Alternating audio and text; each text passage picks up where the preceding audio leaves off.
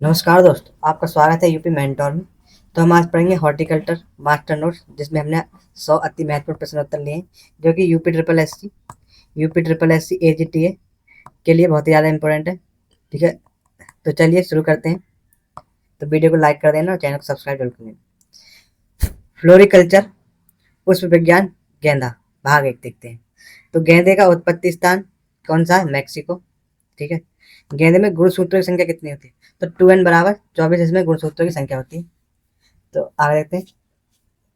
गेंदे के बीज अंकुरण हेतु उपयुक्त तापमान कितना होता है? तो ये होता है 18 से 30 डिग्री सेल्सियस। गेंदे की बीज दर प्रति हेक्टेयर कितनी होती है? तो ये होती है 1.5 किलो प्रति हेक्टेयर। ठीक है, आगे देखते हैं अगला क्वेश्चन। भारत का गुलाब किसे कहा जाता है? तो गेंदा को ही भारत का गुलाब कहते हैं। इंपॉर्टेंट क्वेश्चन है।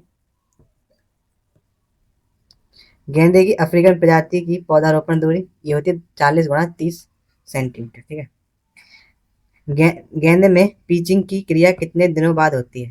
तो ये बुआई के 40 दिन बाद होती है। ठीक है, पिचिंग की प्रक्रिया। चलिए आगे देखते हैं।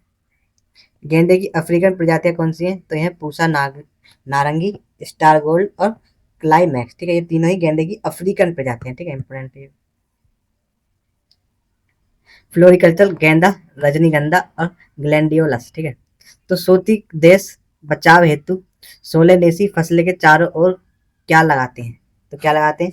गेंदा लगाया जाता है। ठीक है, रजनीगंधा का उत्पत्ति स्थान और पुष्पक्रम का प्रकार।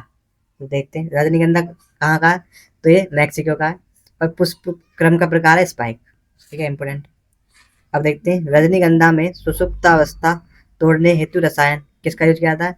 तो थायोरिया। ठीक है, थायोरिया का यूज किया जाता है 4%। रजनीगंधा की पुष्प का समय क्या है? तो ये जुलाई से सितंबर के दौरान खिलते हैं। ठीक है, इंपोर्टेंट। रजनीगंधा की प्रमुख किस्में कौन सी हैं? तो है स्वर्ण रेखा, रजत रेखा और कल्याणी डबल। ठीक है, ये तीनों ही रजनीगंधा की पुष्पन पुष्प किस्में हैं। ठीक है, ग्लैंडियोलस का पुष्पक्रम क्या कहलाता है? तो स्पाइक कहलाता है। ठीक है, इंपोर्टेंट है। ग्लैंडियोलस की प्रमुख किस्में कौन सी है? तो कुमकुम, धीरज, स्वर्णिमा और स्वप्निल। ठीक है, ये तीनों ही ग्लैंडियल की प्रमुख किस्में हैं। ठीक है, याद रखना, इंपोर्टेंट है। चलिए आगे देखते हैं। पोमोलॉजी, फल विज्ञान, पपीता। पपीते में गुणसूत्रों की संख्या कितनी होती है? तो 2n बराबर 18 होती है। ठीक है, पपीते की गायनोडाइसियस किस की बीज दर तो ये होती है 250 से 300 ग्राम प्रति हेक्टेयर। मेरे पपीते की डायनोसियस किस्मों की बीज दर कितनी होती है? तो 400 से 500 ग्राम प्रति हेक्टेयर होती है। अगला क्वेश्चन है, पपीते की पहली ट्रांसजेनिक किस्म कौन सी है? तो यह सन यूपी। ठीक है, ये पहली ट्रांसजेनिक किस्म है। जो पपीते की पहली व्यावसायिक किस्म कौन सी है? तो पपीते की जो पहली व्यावसायिक किस्म है तो वह रेनबो। ठीक है, क्या है? रेन। पपीते में पौधरोपण दूरी कितनी होती है? तो 3 × 3 मीटर इसकी पौध दूरी होती है। अगला क्वेश्चन देखते हैं। पपीते में TSS की मात्रा कितनी है? तो ये 10 से 12 डिग्री ब्रिक्स। पपीते का बाग लगाते समय नर में मादा पौधों का अनुपात क्या होना चाहिए? तो 10% नर और 90% मादा होना चाहिए। तो चलिए आगे देखते हैं। पोमोलॉजी, पपीता और आम। ट्री मेलन या बैकयार्ड फ्रूट किसे कहते हैं? तो पपीता को ट्री मेलन या बैकयार्ड फ्रूट कहते हैं। इंपोर्टेंट है। पपीते में कौन सा विटामिन सर्वाधिक होता है? तो विटामिन ए होता है। ठीक है, ताइवानी पपीते के गूदे का रंग कैसा होता है? तो लाल होता है। ठीक है, ताइवानी पपीता कैसा होता है? लाल।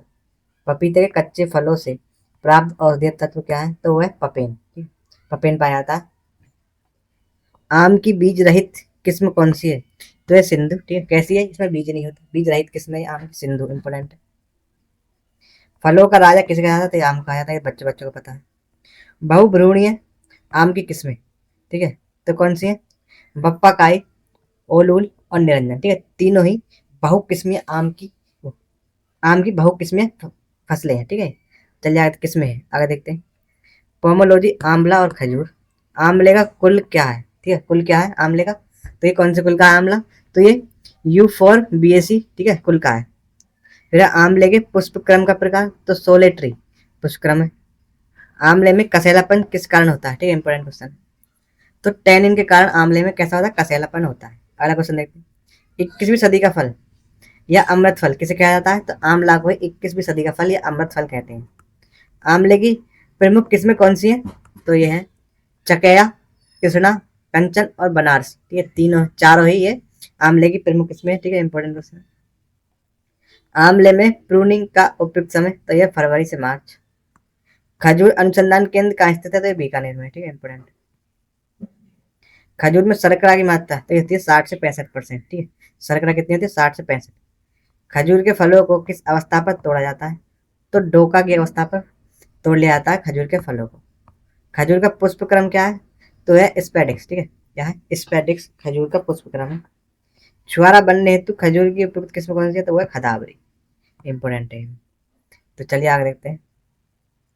पोमोलॉजी, बेर, नींबू और अन्य तथ्य। बेर का खाने योग्य भाग कौन सा है, तो ये पेरिकॉर्प कहलाता है, ठीक है, क्या कहलाता है, पेरिकॉर्प, बेर का खाने योग्य भाग।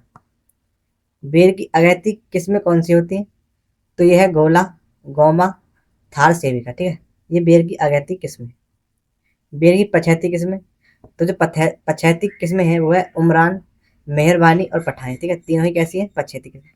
फिर है गौमा कीर्ति, किस फसल किस्में है, तो ये बेर की है, गौमा कीर्ति। अगला क्वेश्चन देखेंगे, साइट्रस फलों का अध्ययन क्या कहलाता है, सिट्रस फलों का अध्ययन, तो सिट्रिकल्चर कहलाता है, ठीक है, खट्टे फल होते हैं। भारत का राष्ट्रीय अचार, नेशनल पिकल किसका बनता है, तो बनता है नींबू का, ठीक है, इंपोर्टेंट क्वेश्चन है। भारत का राष्ट्रीय अचार नींबू का बनता है। नींबू वर्गीय फलों का प्रकार क्या है, तो ये हेस्पेरिडियम, ठीक है, हेस्पेरिडियम वर्ग के फल है नींबू। ब्लड रेड किस फल की किस्म है, तो ब्लड रेड किसकी है, माल्टा की है, ठीक है, इंपोर्टेंट। मेवों का राजा किसे कहते हैं, तो अखरोट को मेवों का राजा कहते हैं, वॉलनट को, ठीक है, इंपॉर्टेंट क्वेश्चन है। तो वीडियो पसंद आए तो लाइक कर देना और अपने दोस्तों को शेयर भी कर देना, ठीक है। अब देखते हैं ओलेरिकल्चर, सब्जी विज्ञान, टमाटर। टमाटर की नेमाटोड प्रतिरोध किस्म कौन सी है, तो वह सिलेक्शन 120, ठीक है। टमाटर की उच्च व निम्न तापमान दोनों हेतु उपयुक्त किस्म, तो है पूसा सदावरी, सदाबहार, ठीक है, पूसा सदाबहार। उच्च और निम्न तापमान दोनों के लिए उपयुक्त है, ठीक है, पूसा सदाबहार। अगला क्वेश्चन, अमेरिका द्वारा बायोटेक्नोलॉजी से तैयार टमाटर की किस्म है, कौन सी है, फ्लेवर सेवर, ठीक है, फ्लेवर सेवर अमेरिका द्वारा बनाई गई बायोटेक्नोलॉजी से तैयार किस्म है, ठीक है, क्या है, फ्लेवर सेवर, और ये किसकी है, टमाटर की, इंपोर्टेंट क्वेश्चन है। टमाटर का लाल रंग किसके कारण होता है, तो लाइकोपीन के कारण होता है, ये मोस्ट इंपोर्टेंट है, ठीक है। अगला क्वेश्चन देखते हैं, पूसा हाइब्रिड 4 और अंगूर लता किसकी किस्म है, तो ये टमाटर की ही किस्म है, ठीक है, कौन क्या क्या है, हाइब्रिड 4, अंगूर लता, ये टमाटर की किस्म है। अगला देखते हैं अगला क्वेश्चन, ओलेरिकल्चर, गाजर और लहसुन, ठीक है, कैरेट और गार्लिक। गाजर की बीज दर प्रति हेक्टेयर कितनी होती है, तो ये होती है 4 से 5 किलो प्रति हेक्टेयर, ठीक है, या 5 से 6 किलो। फिर है गाजर बोने की आदर्श गहराई कितनी है, तो ये होती है 1.5 से 2 सेंटीमीटर, ठीक है। अगला क्वेश्चन देखेंगे, गाजर में पीलापन किसके कारण होता है, तो ये होता है कैरेटिन कारण, इंपोर्टेंट क्वेश्चन है, ठीक है, पीलापन किसके लिए होता है, कैरेटिन के कारण। काली गाजर से कौन सा पेय पदार्थ बनता है, तो कांजी बनती है, ठीक है, किससे, काली गाजर से कांजी बनाई जाती है। अगला क्वेश्चन देखेंगे, लहसुन में गुणसूत्रों की संख्या तो होती है 2n = 16, ठीक है। लहसुन बोने की आदर्श गहराई कितनी है, तो लहसुन बोने की जो आदर्श गहराई है वो है 5 सेंटीमीटर, ठीक है, याद रखना इंपॉर्टेंट है। लहसुन में तीखापन किसके कारण होता है, तो डाई एलाइल डाई सल्फाइड, ठीक है, किसके कारण होता है, डाई एलाइल डाई सल्फाइड के कारण तीखापन होता है, इंपॉर्टेंट क्वेश्चन। लहसुन में गंध का कारण क्या है, तो यह है एलाइसिन, ठीक है, ये गंध का कारण होता है लहसुन में। लहसुन की प्रमुख किस्में कौन सी हैं, तो यह यमुना, सफेदी और गोदावरी और श्वेता, ठीक है, ये तीनों ही लहसुन की प्रमुख किस्में हैं। चलिए आगे देखते हैं, ऑलरी कल्चर में देखेंगे प्याज, मूली और अन्य सब्जी। प्याज में गुलाबी सड़न रोग पाया जाता है लहसुन में, तो किसमें पाया जाता है, ये प्याज में पाया जाता है गुलाबी सड़न, ठीक है, पिंक रोड। अगर देखेंगे अर्का किसकी प्रजाति है, तो पीले प्याज की प्रजाति है, ठीक है, अर्का पीताम्बर, इंपोर्टेंट। तो रूपांतरण है मूली। छिलका रहित खाने योग्य मटर की किस्म, तो ये है सालविया, ठीक है, कैसी होती है, छिलका रहित होती है, खाने योग्य। पत्ता गोभी किस्म पूसा मुक्ता किस रोग के प्रतिरोधी है, तो यह ब्लैक रॉट, ठीक है। अगला क्वेश्चन है, डायमंड किस फसल की किस्म है, तो ये बंद गोभी की किस्म है, कैबेज की, ठीक है, डायमंड इंपोर्टेंट है। तो वीडियो पसंद आए तो लाइक कर देना वीडियो। अब देखेंगे महत्वपूर्ण वर्गीकरण और शब्दावली। तो क्लाइमेट्रिक फल कौन से होते हैं, पकने वाले, अंजीर, अमरूद, सेब, पपीता और एवोकाडो, ठीक है, ये कैसे होते हैं, क्लाइमेट्रिक फल हो गए, होते हैं पकने वाले। और नॉन क्लाइमेट्रिक फल कौन से, तो ये अंगूर, लीची, बेर और अखरोट, ठीक है। तो याद रखना, पकने वाले को कहते हैं क्लाइमेट्रिक और नहीं पकने वाले को नॉन क्लाइमेट्रिक। हवा द्वारा परागण किसमें होता है, तो ये आंवला, नारियल, खजूर और पपीता, इनमें हवा द्वारा ही परागण होता है। इंपॉर्टेंट। कीटों द्वारा परागण, तो ये होता है आम, सेब, नाशपाती और सीताफल। ठीक है, कीटों द्वारा परागण होता है इसमें, आम में, सेब में, नाशपाती में और सीताफल।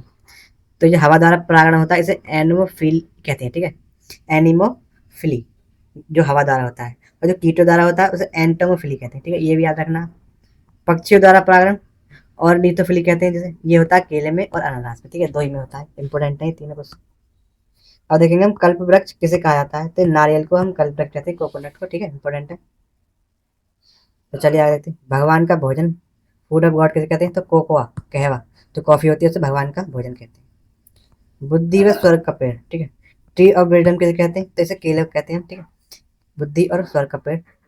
चलिए आगे देखते हैं। महत्वपूर्ण वर्गीकरण एवं शब्दावली। तो बटर फ्रूट किसे कहा जाता है, तो एवोकाडो को क्या कहते हैं, बटर फ्रूट कहते हैं। इंपॉर्टेंट। पेय पदार्थों की रानी, क्वीन ऑफ बेवरेज किसे कहते हैं, तो चाय को कहते हैं, टी को। ठीक है, ये भी इंपॉर्टेंट। बहुधा पारागित, ऑफन क्रॉस पॉलिटेंट, ये सब्जियां हैं कौन कौन सी है, तो भिंडी, बैंगन और मिर्च। ठीक है, तीनों ही है, कई सब्जियां बहुधा पारागित है। अगला क्वेश्चन। द्विवर्षीय सब्जियां कौन सी हैं, तो मूली, गाजर, प्याज और शलजम, ये द्विवर्षीय सब्जियां हैं। ठीक है, बायनेनियल। ठीक है, फिर है डे न्यूट्रल सब्जियां कौन सी है, तो भिंडी, मिर्च, टमाटर और बैंगन कैसी सब्जियां हैं, डे न्यूट्रल है। ठीक है, इंपॉर्टेंट है ये भी। अब कहते हैं उच्च लवण सहिष्णुता सब्जी कौन सी है, हाई हाई सॉल्ट टॉलरेंट, तो ये होती है शलजम। ठीक है, इंपॉर्टेंट है। सरसों की तीव्र गंध का कारण होता है क्या होता है, जो सरसों में जो तीव्र गंध आती है उसका कारण होता है आइसोथियोसाइनेट। ठीक है, इंपॉर्टेंट है। तो चलिए आगे देखते हैं। तो अब देखेंगे हम कृषि रोग, कीट और दैहिक विकार। आर्द्र गलन रोग मुख्यतः किसमें पाया जाता है, तो जो आर्द्र गलन रोग है, डैम्पिंग ऑफ, ये पपीता में पाया जाता है। ठीक है, वही नर्सरी की अवस्था में होता है। अगला क्वेश्चन देखेंगे। कोलेटोट्राइकम कवक फलों में क्या फैलाता है, तो ये एथेनॉक्स, श्याम वर्ण, ब्लैक स्पॉट फैलाता है। ठीक है, इसमें काले काले धब्बे पड़ जाते हैं। फिर नींबू में कैंकर रोग का कारण, तो ये जीवाणु होता है। और ये कौन सा जीवाणु होता है, एक्जेंथोमोनस। ठीक है, अमरूद में उकटा रोग का कारक, तो ये है फ्यूजी फ्यूजेरियम ऑक्सी ऑक्सीस्पोरम। ठीक है, जो कि एक तरह का कवक है। आगे देखते हैं 90वां क्वेश्चन। बैगन में छोटी पत्ती रोग का कारण है, तो ये माइक्रोप्लाज्मा। ठीक है, इंपॉर्टेंट है। आलू में ब्लैक हार्ट विकार का कारण, तो ये भंडारण में ऑक्सीजन की कमी हो जाती है, तो ब्लैक हार्ट रोग हो जाता है। ठीक है, इंपॉर्टेंट है। जो आलू में लेट ब्लाइट रोग का कारक है, तो ये फाइटोफ्लोथोरा। ठीक है, फाइटोफ्लोथोरा इंपॉर्टेंट है। व्हाइट हार्ट दैहिक विकार किस फल में होता है, तो तरबूज में होता है। ठीक है, वाटरमेलन कैसा होता है, व्हाइट हार्ट। अगला क्वेश्चन। लहसुन में रबडिफिकेशन, ठीक है, क्या रबडिफिकेशन, सॉरी रबडिफिकेशन का कारण क्या है, तो नाइट्रोजन उर्वरक का अधिक प्रयोग करते हैं हम, तो लहसुन में क्या होता है, रबडिफिकेशन हो जाता है। तो चलिए आगे देखते हैं। वर्णक और खाद्य परिरक्षण। सेब का लाल रंग किसके कारण होता है, तो एंथ्रोसाइनिन के कारण सेब का लाल रंग होता है। ठीक है, ये सारा ही क्वेश्चन इंपॉर्टेंट है, यहाँ से यहाँ तक 100 तक। हल्दी में पीला रंग किसके कारण होता है, तो क्यूक्यूमिन के द्वारा होता है। ठीक है, क्यूक्यूमिन के द्वारा हल्दी में पीला रंग होता है। फिर काली मिर्च में तीखापन किसके कारण होता है, तो यह ओलियोरेजिन। ठीक है, क्या है, ओलियोरेजिन के कारण काली मिर्च में तीखापन होता है। भारत सरकार ने खाद्य परिरक्षण उद्योग की स्थापना कब की, तो यह की थी 1958 में। ठीक है, मोस्ट इंपोर्टेंट है। जेली बनाने हेतु चीनी की उपयुक्त सांद्रता कितनी होती है, तो होती है 65% चीनी होती है। ठीक है, जब हम जेली बनाते हैं। अब देखते हैं 100वां क्वेश्चन। फल तरकारी परीक्षण उद्योग प्रौद्योगिकी पुस्तक के लेखक कौन है, तो ये डॉक्टर सदा शिव नायर। ठीक है, इंपॉर्टेंट है ये पुस्तक। तो यहाँ पे हमने 100 क्वेश्चन कर लिए। तो अगर आपको वीडियो पसंद आई तो वीडियो को लाइक करना और चैनल को सब्सक्राइब करना नहीं भूलना। और अगर आपको इसकी पीडीएफ चाहिए तो हमारे टेलीग्राम चैनल से जरूर जुड़ जाएं। तो बहुत बहुत धन्यवाद। नमस्कार दोस्तों, आपका स्वागत है यूपी मेंटोर में। तो हम आज पढ़ेंगे कृषि विज्ञान के 100 अति महत्वपूर्ण प्रश्न उत्तर, जो कि यूपी ट्रिपल एस सी की भर्ती एजीटीए के लिए बहुत ही ज़्यादा इंपॉर्टेंट है। तो चलिए शुरू करते हैं। तो वीडियो को लाइक कर देना, चैनल को सब्सक्राइब कर देना। चलिए देखते हैं। दलहनी फसलें, मटर और चना। तो मटर की लीफलेस उन्नत प्रजाति कौन सी है, तो यह है अपर्णा। ठीक है, इंपॉर्टेंट क्वेश्चन है। अपर्णा कैसी प्रजाति है मटर की, लीफलेस, पत्ती रहित। ठीक है, बिना पत्ती। अगला क्वेश्चन।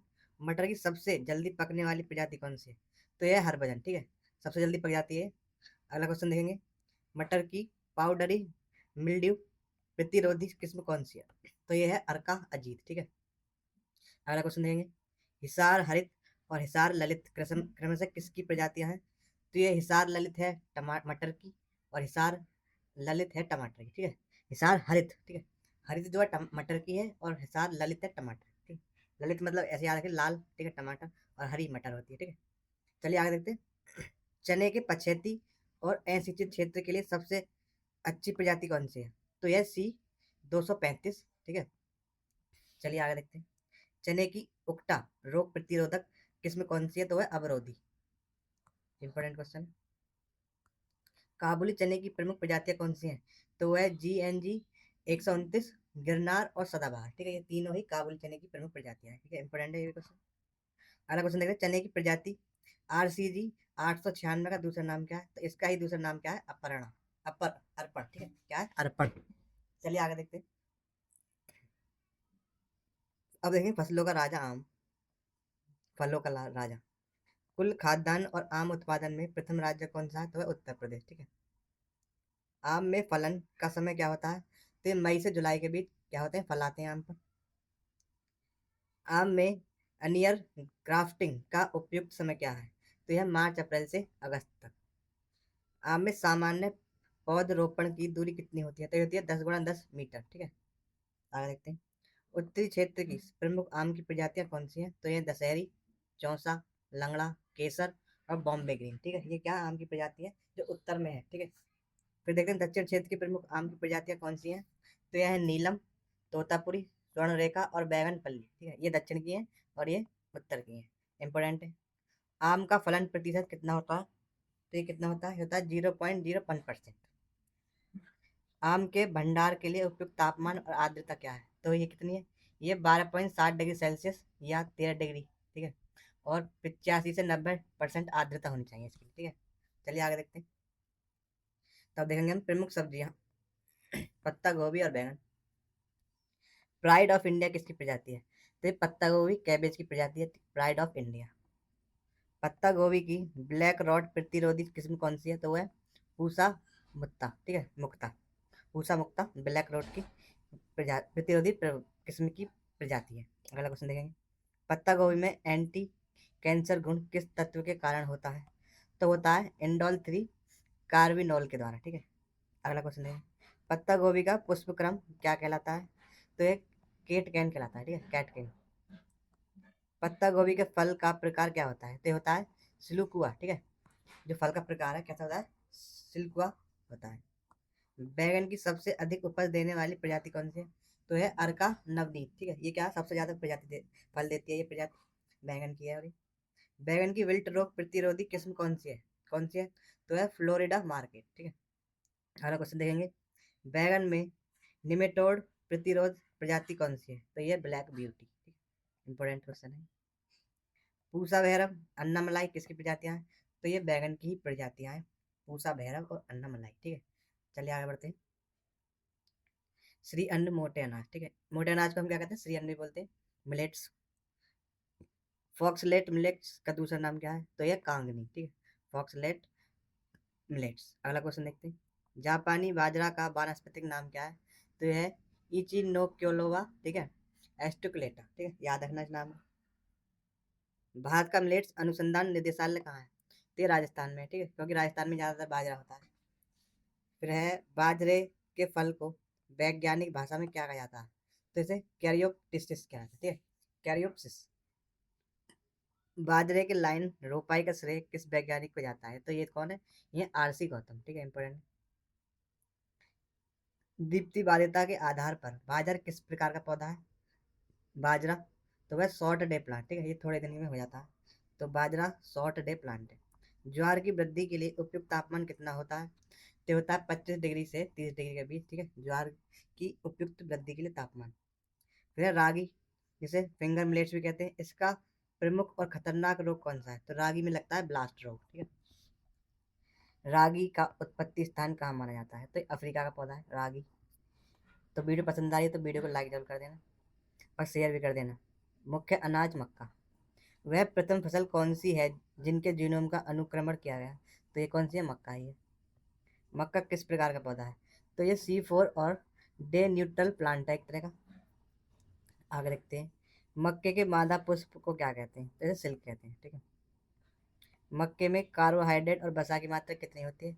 तो कार्बोहाइड्रेट की मात्रा 66% और वसा की मात्रा होती है 3.6 से 4% तक, ठीक है।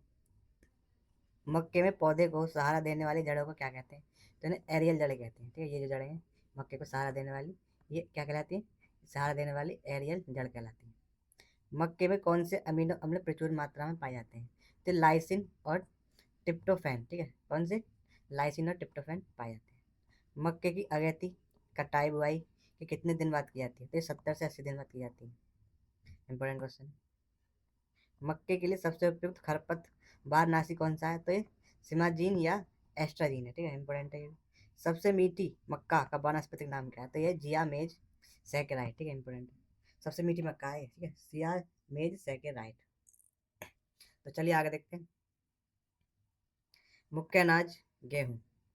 कल्याण सोना गेहूं की कैसी किस्म है? तो ये डबल जीन ड्वार्फ दो जीनी बौनी, ठीक है। दो दो जीनी बौनी किस्म कल्याण सोना। फिर है अर्जुन। अर्जुन नामक गेहूं की किस्म का वैज्ञानिक कोड क्या है? तो यह है SD, ठीक है, SD 2009। आगे आगे देखते हैं, HD 2009 है, ठीक है।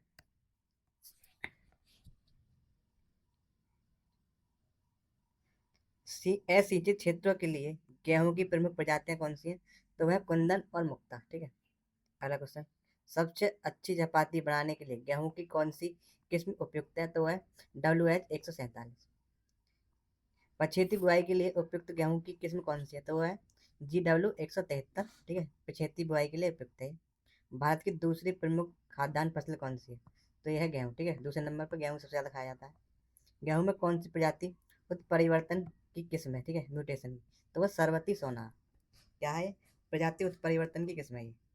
आगे, राज 3765 और लोकवन किसकी उन्नत प्रजातियां हैं? तो ये गेहूं की ही उन्नत प्रजातियां, ठीक है, याद रखना इंपॉर्टेंट। चलिए आगे देखते हैं, धान की खेती भाग है। सीता किसकी उन्नत किस्म है? तो सीता चावल या धान की ही एक उन्नत किस्म है। धान में हलिंग प्रतिशत सामान्य कितना होता है? तो कितना होता है हलिंग? ये होता है 65 से 66% तक, ठीक है। इंपॉर्टेंट। धान की सीधी बुआई के लिए उपयुक्त किस्में कौन सी है? तो धान की सीधी बुआई के लिए कावेरी, बाला और गोविंद, ठीक है, ये तीनों ही किस्में उपयुक्त हैं। धान की उत्परिवर्तन प्रजाति कौन सी है? तो यह जगन्नाथ, ठीक है। इंपॉर्टेंट। सबसे अधिक प्रोटीन वाली धान की किस्म कौन सी है? तो ये साबरमती है, ठीक है। विटामिन ए से भरपूर धान की प्रजाति कौन सी है? तो ये गोल्डन राइस, ठीक है। इसमें विटामिन ए, बीटा कैरोटीन भर भर के होता है। विश्व की पहली संकर बासमती किस्म कौन सी है? तो ये है PRH 10, ठीक है। कौन सी? PRH 10। धान की कौन सी किस्म उथले जल के लिए उपयुक्त है? तो कौन सी? पद्मा और जगन्नाथ उथले जल के लिए उपयुक्त होती है। चलिए आगे देखते हैं, धान की खेती भाग दो। अस, अमन और बोरो, ठीक है, ये धान की वो है फसल। तो इनके जो बुआई और कटाई के जो टाइम है ये दिख रहे हैं, ठीक है। बुआई कब होती है इसकी? अप्रैल मई में। कटाई सितंबर अक्टूबर में जाती है, ठीक है। और अमन, अमन की बुआई जून जुलाई में और कटाई नवंबर दिसंबर में होती है। बोरो, बोरो की बुआई होती है नवंबर दिसंबर और कटाई मार्च अप्रैल में जाती है, ठीक है। तो चलिए आगे देखते हैं, यही इन क्वेश्चनों में दिया गया है, ठीक है, तीनों में। तो हमने यहाँ पढ़ लिया। आगे देखते हैं 63वां क्वेश्चन, धान की कौन सी किस्में रबी और खरीफ दोनों मौसमों में उगाई जा सकती है? तो राजेश्वरी और हेमा, ये खरीफ और रबी दोनों ही मौसम में उगाई जा सकती है, ठीक है। अगला क्वेश्चन देखते हैं, धान की क्षारीय भूमि के लिए उपयुक्त किस्म कौन सी है? तो है IR 2, ठीक है, ये धान की क्षारीय भूमि के लिए उपयुक्त है। तारा बासमती किस्म की प्रमुख विशेषता क्या है? तो उबलने पर दाना डबल हो जाता है, ठीक है। भारतीय संकर धान के जनक किसे कहा जाता है? तो ये सिद्दीकी जी थी। इंपॉर्टेंट क्वेश्चन है। भारतीय संकर धान के जनक हैं सिद्दीकी जी। धान की किन प्रजातियों में ब्लास्ट और भूरा पत्ती धब्बा रोग नहीं लगता? तो ये साबरमती, बाला और कृष्णा, ठीक है, तीनों में भूरा धब्बा नहीं लगता। चलिए आगे देखते हैं, तो वीडियो को लाइक जरूर कर देना और चैनल को सब्सक्राइब भी कर लेना। प्रमुख तिलहन और ऊर्जा फसलें। तिलहनी प्रौद्योगिकी मिशन की शुरुआत कब की गई? तो 1986 में की गई थी। सरसों की किस्म पूसा जय किसान का दूसरा नाम क्या है? तो यह बायो 902, ठीक है। विश्व की पहली संकर सरसों की किस्म कौन सी थी? तो यह NRCHB 506, ठीक है। इंपोर्टेंट है। फिर है मूंगफली में फैलने वाली प्रजाति के बीज दर क्या है? तो है 60 से 80 किलोग्राम प्रति हेक्टेयर में। ठीक है, आगे क्वेश्चन देखते हैं। मूंगफली में गुच्छेदार प्रजाति की बीज दर क्या है? तो है 80 से 100 किलोग्राम प्रति हेक्टेयर। अगला क्वेश्चन देखेंगे। इथेनॉल उत्पादन के कारण ऊर्जा फसल के नाम से किसे जाना जाता है? ठीक है, एनर्जी क्रॉप। तो गन्ना को हम क्या जानते हैं? इथेनॉल के उत्पादन से। ठीक है, इससे इथेनॉल का उत्पादन होता है गन्ने से, तो इसीलिए हम इसे एनर्जी क्रॉप के नाम से जानते हैं। ठीक है, इंपॉर्टेंट है। गन्ने की संजीवनी प्रजाति का वैज्ञानिक कोड क्या है? तो वह CO7219। ठीक है, CO7219। बीजे मसालों में सर्वाधिक उत्पादन किस मसाले का होता है? तो धनिया का होता है, तो कोरिएंडर का। ठीक है, इंपॉर्टेंट है। चलिए आगे देखते हैं। रेशम कीट पालन। तो रेशम कीट पालन को क्या कहा जाता है? तो इसे सेरीकल्चर कहते हैं। ठीक है, शहतूश की खेती को वैज्ञानिक भाषा में किस नाम से जाना जाता है? तो इसे मोरिकल्चर कहते हैं। शहतूश की खेती को क्या कहते हैं? मोरी। रेशम कीट किस प्रकार का जीव है? तो किस प्रकार का है? एलिंग है। ठीक है, यूनिसेक्सुअल है और मोनोसियस। इंपॉर्टेंट है। रेशम कीट की सर्वाधिक मैथुन क्रिया किस माह में करते हैं? तो जुलाई और अगस्त में करते हैं। ठीक है, रेशम कीट का संपूर्ण जीवन चक्र लगभग कितने दिनों में पूरा होता है? तो 56 दिन। 50 से 56 दिन लग जाते हैं इसमें। ठीक है, रेशम कीट के प्रत्येक कोकून पर लगभग कितना लंबा तंतु लिपटा होता है? तो ये जो होता है 1000 से 1500 मीटर तक का तंतु लिपटा होता है। ठीक है, एक कोकून। अब आगे देखते हैं। शाक और झाड़ियों के अध्ययन को क्या कहा जाता है? तो क्या कहा जाता है? अर्बोरिकल्चर। ठीक है, इसको शाक और झाड़ियों के अध्ययन को क्या कहते हैं? इंपोर्टेंट है, अर्बोरिकल्चर कहते हैं। रेशम कीट के अंडे मुख्य रूप से किस पेड़ की पत्तियों पर पाए जाते हैं? तो शहतूश की पत्तियों पर पाए जाते हैं। ठीक है, इंपोर्टेंट है। तो चलिए आगे देखते हैं। रेशम कीट की शारीरिक संरचना देखेंगे। ठीक है, तो देखो इसमें दिखाया गया है, ये सिर है इसका, ये वक्ष है, थ्रोट, ये उदर है। ठीक है, और ये वक्ष है। ठीक है, तो इस तरह की संरचना होती है इसकी। रेशम कीट की शरीर मुख्य रूप से किन भागों में विभाजित होता है? तो सिर, वक्ष और उदर। ठीक है, 3 भागों में विभाजित होता है। रेशम कीटम के कैटरपिलर का शरीर कुल कितने खंडों का बना होता है? तो 13 खंड सेगमेंट्स का बना होता है। ठीक है, कैटरपिलर के शरीर पर कितनी जोड़ी प्रजनन ग्रंथियां पाई जाती हैं? तो 15 जोड़ी प्रजनन ग्रंथियां पाई जाती हैं इसमें। फिर कैटरपिलर अपने संपूर्ण जीवन काल में कितनी बार निर्मोचन करता है? तो ये 4 बार करता है। फिर कैटरपिलर के सिर पर कौन सा मुखांग पाया जाता है? तो ये मैंडिबल युक्त होता है। ठीक है, कैसा होता है? मैंडिबल युक्त होता है। कैटरपिलर के सिर के दोनों ओर कौन सी ग्रंथियां स्थित होती है? तो ये रेशम ग्रंथियां होती है। ठीक है, कैटरपिलर के ऊपर क्या होती है? रेशम ग्रंथियां। आगे देखते हैं। नवजात कैटरपिलर की लंबाई कितनी होती है? तो ये 6 मिलीमीटर लंबा हो सकता है। रेशम कीट के अंडे सामान्यतः किस रंग के होते हैं? तो ये पीले रंग के होते हैं। जो रेशम कीट होता है ना, इसके अंडे पीले रंग के। चलिए आगे देखते हैं। अन्य महत्वपूर्ण तथ्य है जई, रागी और जौ। जई जैसे ओट्स भी बोलते हैं। जई के लिए पानी की कुल आवश्यकता कितनी होती है? तो 400 से 500 mm। ठीक है, इसके लिए पानी की आवश्यकता होती है। कैंट, कॉचमैन और अल्जीरिया किस फसल की मुख्य प्रजातियां हैं? तो ये जई, ओट्स की। चीनी का वानस्पतिक नाम क्या है? तो पेनिकम मिलियसियम। ठीक है, क्रॉस मिलेट्स जो है, चीन नहीं, चीना। ठीक है, चीना का वानस्पतिक नाम पेनिकम मेलियसियम है। ठीक है, चीना में गुणसूत्रों की संख्या कितनी होती है? तो 2n बराबर 36। ठीक है, फिर झूठा अनाज सीडो सीरियल्स के अंतर्गत कौन सी फसलें आती हैं? तो बकवीट। ठीक है, और चौलाई किस प्रकार के हैं? ये झूठे अनाज के अंतर्गत आते हैं। इंपॉर्टेंट है ये क्वेश्चन। ठीक है, मोस्ट इंपॉर्टेंट। रागी मडुआ की सामान्य बीज दर कितनी होती है? तो 8 से 10 किलोग्राम प्रति हेक्टेयर होती है। ठीक है, इंपॉर्टेंट है। अब देखते हैं। जौ बेरली की छिलका रहित और 6 पंक्ति वाली प्रजाति कौन सी है? तो यह हॉर्डियम बल्गेयर वेराइटी, जिनमें आरवेज। ठीक है, तो चलिए आगे देखते हैं। प्रमुख बीज दरें। तो मक्का की विभिन्न प्रकार की बीज दरें देखते हैं। तो पॉपकॉर्न जो कि 12 किलो प्रति हेक्टेयर होता है। ठीक है, और बेबी कॉर्न 25 किलो प्रति हेक्टेयर। स्वीट कॉर्न 8 किलो प्रति हेक्टेयर। और शंकर 20 से 25 किलो हेक्टेयर। और संकुल ये होता है 18 से 20 किलोग्राम प्रति हेक्टेयर। और डिम्बर होता है 4-5 किलो प्रति हेक्टेयर में। ठीक है, इंपॉर्टेंट है इनकी दरें। धान, पत्ता गोभी और बाजरा की प्रमुख बीज दरें क्या है? देखते हैं। धान धान छिड़कवा 100 ग्राम प्रति, ठीक है, 100 ग्राम होता है और प्रति हेक्टेयर। और सीड ड्रिल 60 ग्राम प्रति हेक्टेयर। ठीक है, किलोग्राम। और बासमती राइस 20 किलोग्राम प्रति हेक्टेयर में होता है। पत्ता गोभी होता है 500 ग्राम प्रति हेक्टेयर। फिर है बाजरा, जो कि 4 से 5 किलोग्राम प्रति हेक्टेयर में होता है, और नर्सरी के लिए 2 से 2.5 किलोग्राम बहुत होता है। ठीक है, तो हमने यहाँ पे 100 इंपॉर्टेंट क्वेश्चंस कर लिए। तो अगर आप इस वीडियो को 2 बार देखोगे तो ये आपको पूरे याद हो जाएंगे। तो ये बहुत ही इंपॉर्टेंट क्वेश्चन है पढ़ने के लिए। तो वीडियो को लाइक करना और चैनल को सब्सक्राइब कर लेना और वीडियो को शेयर कर देना। और अगर आपको इसकी पीडीएफ चाहिए तो हमारे टेलीग्राम चैनल से जरूर जुड़ें। नमस्कार दोस्तों, आपका स्वागत है यूपी मेंटोर में। तो हम आज पढ़ेंगे यूपी ट्रिपल एस की वैकेंसी एजीटीए के लिए कृषि विज्ञान के महत्वपूर्ण क्वेश्चंस। तो चलिए शुरू करते हैं क्वेश्चन नंबर 1 से। तो इसमें देखेंगे हम सिंचाई और जल प्रबंधन। ठीक है, विश्व में 100% सिंचित क्षेत्र वाला देश कौन सा है?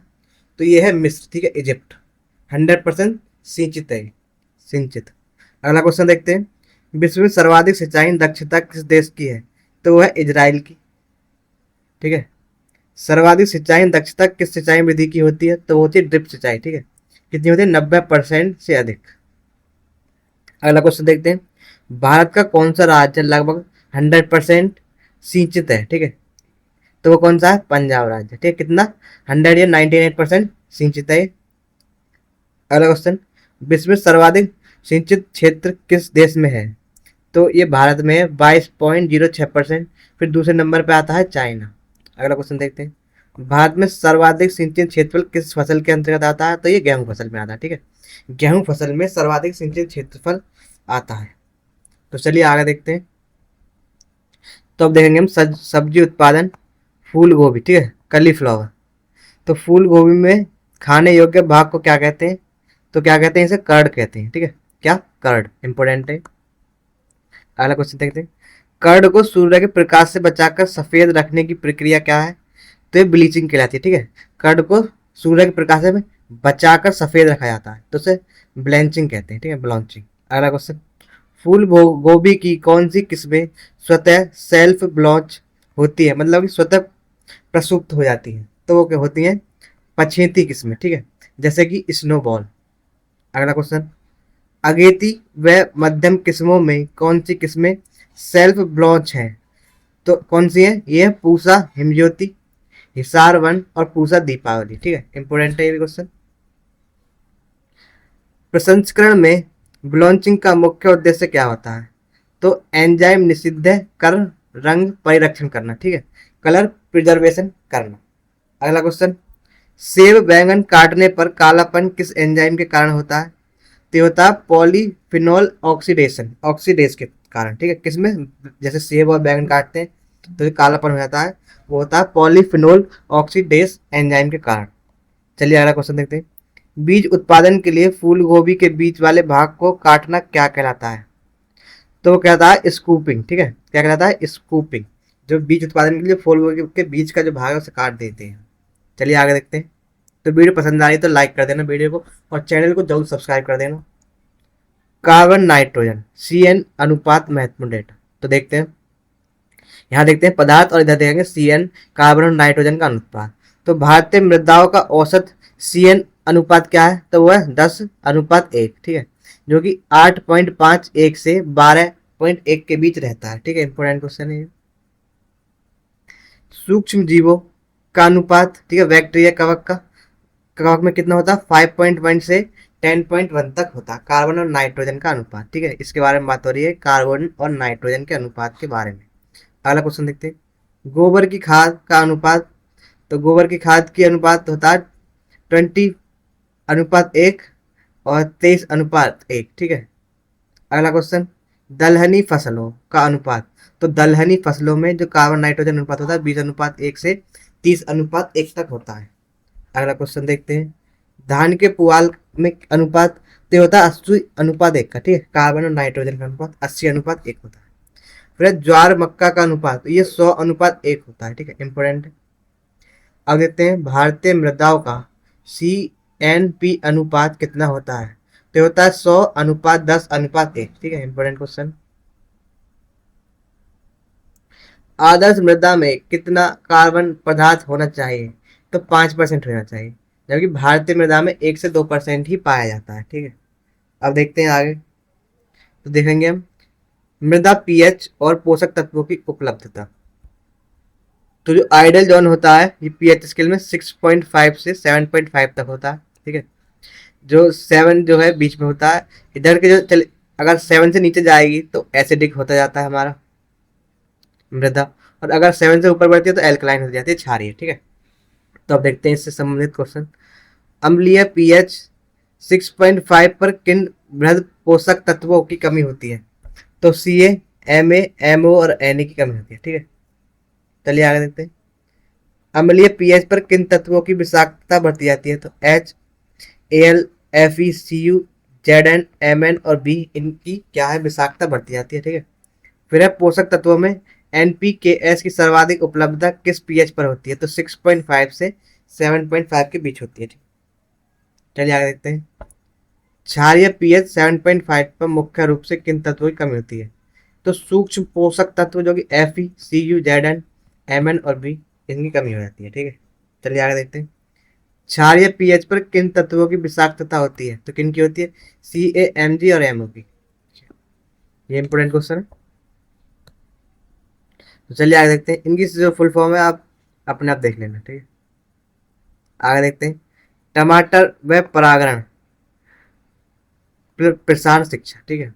टमाटर कैसी फसल है? तो ये परागण के आधार पर कैसी फसल है टमाटर? तो ये स्वयं परागित है, ठीक है, सेल्फ पॉलिनेटेड होती है, ठीक है। Important question. टमाटर में स्वयं परागण परागण का मुख्य कारण क्या है? तो ये होमोमॉर्फिज्म होता है, ठीक है। इसमें नर मादा की समान ऊंचाई होती है और चेस्मोगैमी, ठीक है, ये इसके मुख्य कारण है स्वयं परागण होने के। वह अवस्था जिसमें निषेचन के बाद फूल खिलता है, तो इसे चेस्मोगेमी कहते हैं, ठीक है। क्या कहते हैं? चेस्मोगेमी। वह अवस्था जिसमें फूल कभी नहीं खिलता और अंदर ही निषेचन हो जाता है, तो ये कहलाती है क्लस्टोगैमी, ठीक है। क्लस्टोगैमी जिसमें क्या है, फूल नहीं खिलता और अंदर ही निषेचन हो जाता है। चलिए आगे देखते हैं। एक लिंगी फूलों में कौन सा परागण होता है? तो केवल पर परागण, ठीक है, क्रॉस पॉलिनेशन होती है इनमें, जो एक लिंगी फूल होते हैं उसमें। अगला क्वेश्चन देखते हैं। समाचार पत्र न्यूज़पेपर संचार का कैसा रूप है? तो ये लिखित रूप है, रिटन फॉर्म, ठीक है। फिर फिल्म शो संचार का कैसा माध्यम है? तो ये श्रव्य दृश्य ऑडियो विजुअल एड है। चलिए आगे देखते हैं।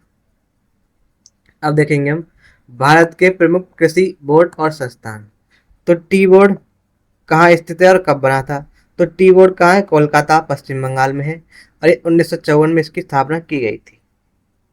मसाला बोर्ड, स्पाइसेस बोर्ड कहाँ स्थित है? तो कोच्चि, केरल में स्थापित है, और इसकी स्थापना 1887 में की गई थी, ठीक है। इंपोर्टेंट है ये भी। कॉफी बोर्ड की कॉफी बोर्ड कहाँ स्थित है? तो कॉफी बोर्ड चिकनगमलूर कर्नाटक में है, जिसकी स्थापना 1942 में की गई थी, ठीक है। अगला क्वेश्चन देखेंगे। रबर बोर्ड कहाँ स्थित है? तो ये कोट्टायम केरल में है, और जिसकी स्थापना 1947 में की गई थी। अगला क्वेश्चन देखेंगे। तंबाकू बोर्ड कहाँ स्थित है? तो ये गुंटूर आंध्र प्रदेश में स्थित है। कौन सा? तंबाकू बोर्ड। और इसे मिर्च का शहर भी कहा जाता है, गुंटूर, ठीक है। इंपोर्टेंट क्वेश्चन याद रखना है आपसे। चलिए अगला क्वेश्चन देखते हैं। ये सभी 5 बोर्ड किस मंत्रालय का अधीन आते हैं? तो ये जो सारे बोर्ड हैं ये वाणिज्य व उद्योग मंत्रालय, ministry of commerce and industry के अंतर्गत आते हैं। चलिए आगे देखते हैं। नोट देखेंगे। केंद्रीय तंबाकू अनुसंधान संस्थान CTRI कहाँ है? ये राजमुंदरी आंध्र प्रदेश में है, जबकि बोर्ड कहाँ है? बोर्ड गुंटूर में है, ठीक है। ये फैक्ट जरूर याद रखना। जो इसका जो बोर्ड है तंबाकू बोर्ड, बोर्ड तो गुंटूर आंध्र प्रदेश में है, लेकिन अगर हम अनुसंधान संस्थान की बात करते हैं तो ये राजमुंदरी आंध्र प्रदेश में है, ठीक है। चलिए आगे देखते हैं। तो वीडियो को लाइक कर देना और चैनल को सब्सक्राइब जरूर कर लेना। अब देखते हैं पादप प्रजनन और मानव निर्मित फसलें। ब्रेसिका त्रिकोण किसने दिया? तो ये दिया था नागा हेरू यू वू जांग चुन ने, ठीक है। कब दिया था? 1935 में, ठीक है। ब्रेसिका ट्रायंगल इंपोर्टेंट है। अगला क्वेश्चन देते हैं। ट्रिटिकेल नामक पहला मानव निर्मित अनाज किसने विकसित किया था? तो ट्रिटिकेल स्वीडिश वैज्ञानिक थे, कौन? रिम्पू, ठीक है। इन्होंने 1890 में विकसित किया था। अब अगला क्वेश्चन देखते हैं। ट्रिटिकेल किन दो फसलों का क्रॉस संस्करण है? तो ये है गेहूं और राई का, ठीक है। क्या है? ट्रिटिकेल। अगला क्वेश्चन देखते हैं। राई का वानस्पतिक नाम और कुल क्या है?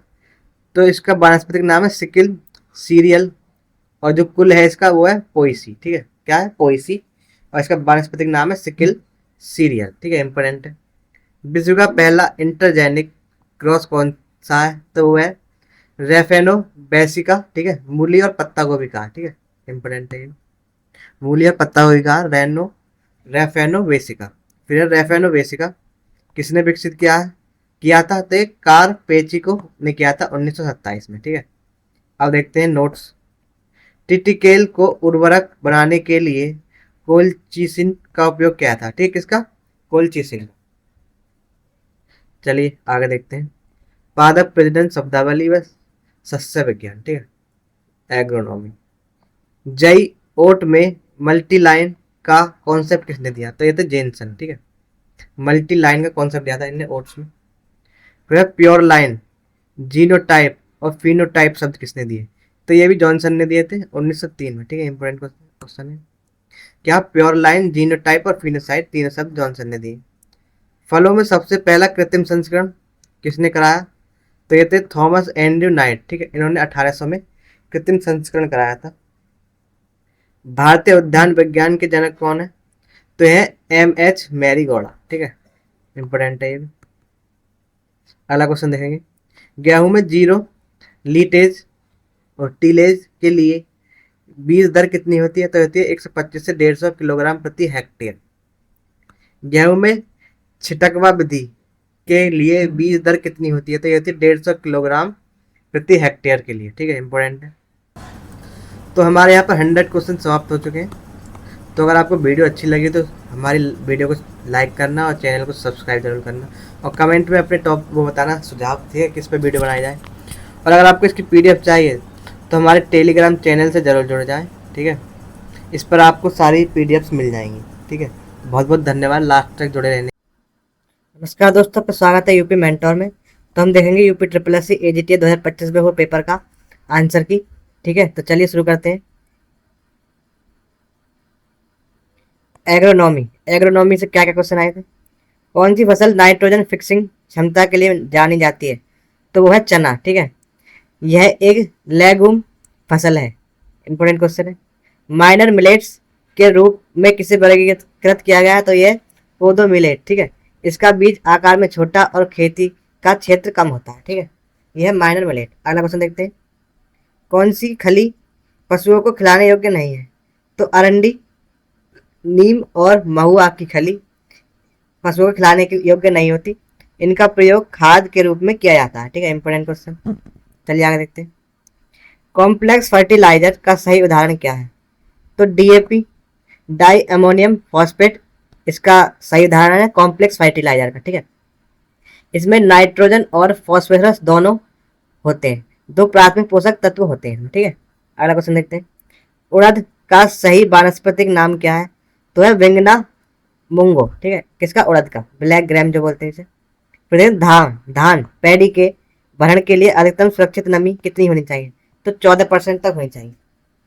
चलिए आगे देखते हैं। फसलों का सही वर्गीकरण, तो धान अनाज वाली फसल है, ठीक है, सीरियल क्रॉप। फिर जैसे गन्ना, तो गन्ना कैसी फसल है, नकदी फसल है, कैश क्रॉप है। जूट कैसी है, रेशे वाली फसल, फाइबर क्रॉप। फिर है मूंगफली, तो तिलहनी फसल के अंतर्गत आती है मूंगफली। और पेपर में यही प्रश्न मिलान में पूछा गया था, ठीक है, जो AGTA का पेपर हुआ था 2025 में, तो उसमें ये क्वेश्चन मिलान में आया। चलिए आगे देखते हैं, इंपॉर्टेंट है, इसी तरह क्वेश्चन आते हैं। और अब देखते हैं, गंदी बग किस फसल का मुख्य कीट है, तो गंदी बग किसका है, धान का मुख्य कीट है, राइस का। ये दोनों को खोखला कर देता है और उसमें गंदी बदबू आती है, ठीक है। अगला क्वेश्चन, नीचे दिए गए विकल्पों में से कौन से कीट दालों पर आक्रमण करते हैं, तो ये होते हैं हेलिकोवर्पा, ठीक है, अरमेग्रा और एलिफ क्रेसीबोरा, ठीक है। ये येलो स्टेम बोरर केवल धान पर और टॉप बोरर गन्ने पर लगता है, ठीक है, इंपॉर्टेंट क्वेश्चन। बीटी कपास द्वारा किस कीट को प्रभावी ढंग से नियंत्रित किया जाता है, तो कौन सा है, तो वो है कैटरपिलर, ठीक है, पिंक वॉल वॉर्म भी बोलते हैं इसे। चलिए आगे देखते हैं।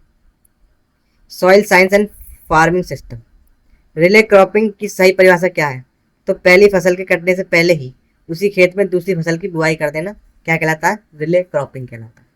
अगला क्वेश्चन देखते हैं। जड़ों के विकास और शुरुआती वृद्धि के लिए कौन सा पोषक तत्व आवश्यक होता है, तो ये होता है फॉस्फोरस। अगला क्वेश्चन, बारिश की बूंदों के सीधे प्रहार से होने वाला मृदा क्षरण किससे मिट्टी की पपड़ी बन जाती है? जिससे मिट्टी की पपड़ी बन जाती है उसे क्या कहते हैं? तो उसे स्प्लैश इरोजन कहते हैं, स्प्लैश इरोजन, ठीक है। रेन ड्रॉप इरोजन भी कहते हैं, इंपॉर्टेंट है, पूछा गया है पीवाई की 2025 में एजीएट के क्वेश्चन में। आनुवंशिकी के जनक कौन है? तो ये ग्रेगर जॉन मेंडल है, ठीक है। नोट, यदि विकल्प में मेंडल नहीं थे तो सही उत्तर इनमें से कोई नहीं होगा, ठीक है। चलिए आगे देखते हैं। राइजोबियम आधारित लिक्विड उर्वरक में न्यूनतम व्यवहार्य सेल प्रति मिलीलीटर कितना होना चाहिए? तो कितना होना चाहिए? 1 × 10⁻9 CFU प्रति मिलीलीटर,